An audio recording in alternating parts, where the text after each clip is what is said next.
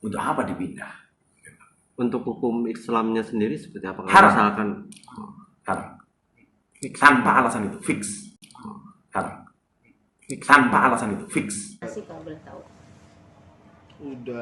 Semua udah ready, udah siap semuanya administrasi terkait dengan itu. Sudah informasi yang kami peroleh dari keluarga, dan rencana sih setelah 100 hari baru mulai dipindah. Itu untuk berkas dan segala macamnya Bang, administrasi semua aman? Udah. Berarti tinggal memindahkannya saja? Iya, itu memudahkan. Tinggal pelaksanaannya bisa. Iya, tinggal pelaksanaannya, tinggal kita lihat aja hari dan waktu yang baik. Ya sekarang kan lagi musim hujan juga, kemudian pandemi juga lagi sementara Tinggi ya. dia menanjak juga ke bukit, mudah-mudahan sampai di bukit hilang. Ya, sehingga kita melihatlah semua itu sebagai bagian dari pertimbangan keluarga. Kan ada beberapa yang mengatakan bahwa untuk perizinan administrasi dan segala macamnya belum lengkap tuh Bang. Miskomunikasi mereka. Dari kuburan yang di sekarang ini pun katanya belum ada izin juga untuk memindahkan, gimana tuh Bang? Nah, setahu saya udah dari sebulan yang lalu udah pengurusan itu, kurang lebih sebulan yang lalu lah itu sudah kita bicarakan. Dan pada saat saya tanyakan berapa kurang lebih sebulan lalu itu kan prosesnya sedang berjalan. Berapa waktu lalu saya mempertanyakan itu lagi, katanya bahwa semua udah ready. Walaupun saya belum lihat sih. Bagaimana pandangan Islam terhadap pemindahan jenazah? 4 imam mazhab itu hampir semuanya mengharamkan. Jadi, halo Sobat Fakta Bang Pin, ketemu lagi dengan Bang Pin yang terus mengabarkan fakta viral seputar selebritas tanah air yang terus saja bikin berita. Dan dengan berita, mereka tetap eksis di ranah media. Kali ini Gus Miftah yang kemudian ikut-ikutan bersuara karena mungkin gemas dengan Dodi Sudrajat yang terus ngotot untuk memindahkan makam. Terakhir, pengacaranya meskipun sudah dikatakan bahwa dari pihak dua pemakaman itu belum ada izin, tetapi pengacara Dodi Sudrajat terakhir masih tetap ngotot untuk memindahkan makam dan juga sudah mengatakan bahwa izin-izinnya sudah diurus. Nah, kali ini kemudian Gus Miftah pun turun tangan untuk menskakmat Dodi dan pengacaranya. Nah, bagaimana ceritanya, bagaimana beritanya, yuk kita simak saja kupas tipis-tipis fakta Bang Pin kali ini. Like, subscribe, and komennya ditunggu, dan jangan lupa selalu ada doa dalam setiap lentikan jarimu. pandangan Islam terhadap pemindahan jenazah. 4 imam mazhab itu hampir semuanya mengharamkan. Jadi sampai kemudian ada hadis yang menyatakan bahwa siapa orang yang mematahkan tulang mayit itu sama mematahkan tulangnya ketika dia masih hidup. Betapa beratnya kemudian akibat yang harus diterima. Itu artinya ketika seseorang memindahkan mayit yang bisa menyebabkan patah tulang atau retak karena diangkat ataupun dipindahkan, maka kita melukai dan menciderai kehormatan mayit tersebut. Maka Rasulullah makamnya di Nabawi, kemudian Siti Aisyah pun berbeda tempat.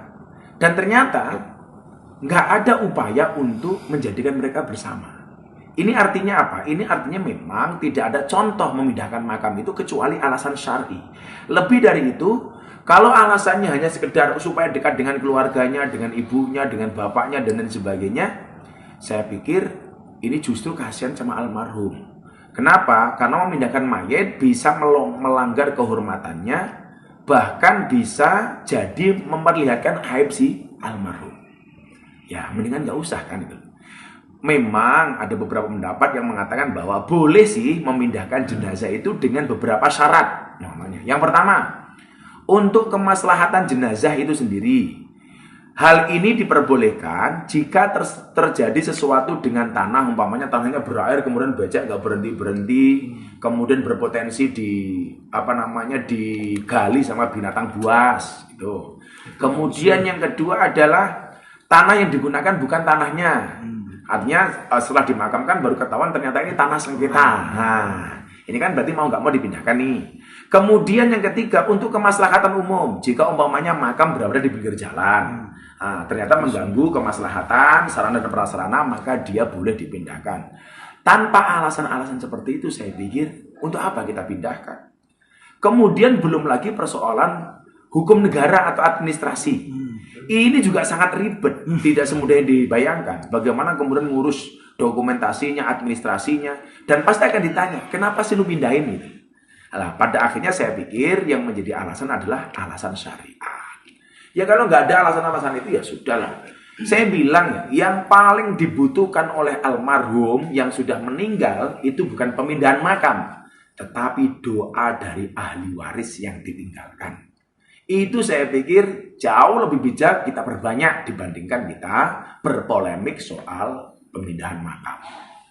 Terus kalau di Islam sendiri maksudnya baik di hadis maupun di Al-Quran ada nggak sih yang mengatur masalah pemindahan makam? Pendapat imam madhab yang 4 itu jelas. Itu 2 secara tegas mengharamkan, yang 2 itu memperbolehkan dengan catatan yang tadi saya sampaikan. Di luar itu nggak ada. Kalau apalagi alasannya kan pengen dekat dengan ibunya, katakanlah gitu. Lah makamnya Aisyah saja bisa dengan Kanjeng Nabi kok. Makamnya Nabi di mana? Di Masjid Nabawi kan? Siti Aisyah di luar. Dan ternyata nggak ada upaya untuk pemindahan itu. Kalau kemudian ini diperbolehkan, saya pikir indah betul kalau makamnya Siti Aisyah bersama dengan Rasulullah dipindahkan. Dan ternyata kan tidak gitu. Nah itu. Saya pikir ya sudahlah, kita doakan saja Allah menutupi aibnya, mengampuni dosa-dosanya tanpa harus kemudian kita bongkar-bongkar. Saya pikir almarhum sudah tenang kok di sana. Insya Allah dengan doa-doa yang kita panjatkan bisa membuat almarhum hidup bahagia kok di sana di alam lain. Terkait dengan apa tadi Gus bilang memindahkan makam tulangnya patah ya, seperti kita berdosa mematahkan tulang ketika dia masih hidup. Itu hadis. Bagaimana dengan aib almarhum yang diungkap setelah dia tidak ada itu? Saya bilang begini ya. Allah itu menurut saya pribadi ya, saya pikir sayang dengan si almarhum Vanessa. Bagaimana kemudian ketika beliau meninggal dengan kecelakaan sebagai wasilahnya, itu menutup semua aib-aib beliau. Dan ini cara Allah. Manusia mau menutup aib manusia yang lainnya, tapi Allah berkenan membuka, nggak akan bisa ketutup. Ya kan? Manusia mau membuka seperti apapun, tapi kalau Allah menutup, itu akan terjadi. Allahumma la mani'a lima a'taita wa la mu'tiya lima mana'ta. Manusia mau berkehendak, Allah nggak berkehendak, pasti kehendak Allah jauh lebih dahsyat.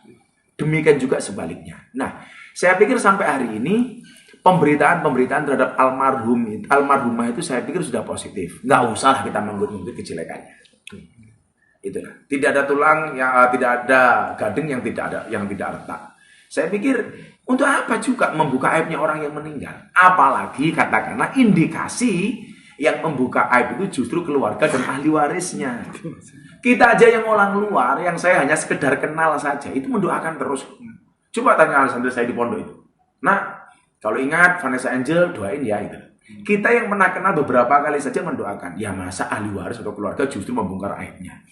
Justru saya pikir ya sudahlah.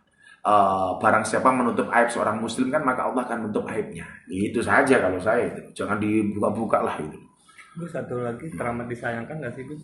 Maksudnya salah satu pihak itu ya tetap ingin memindahkan makam tersebut. Berdasarkan uraian yang telah tadi saya sampaikan, lebih baik menurut saya kalau saya diminta pendapat sama teman-teman media, makam tidak usah dipindahkan. Kecuali dengan alasan-alasan yang tadi saya sampaikan. 3 hal tadi itu. Kemaslahatan jenazah, persoalan tanah, dan kemaslahatan umat. Kalau nggak ada alasan itu, untuk apa dipindah? Untuk hukum Islamnya sendiri seperti apa? Haram. Misalkan Haram. Tanpa alasan itu, fix.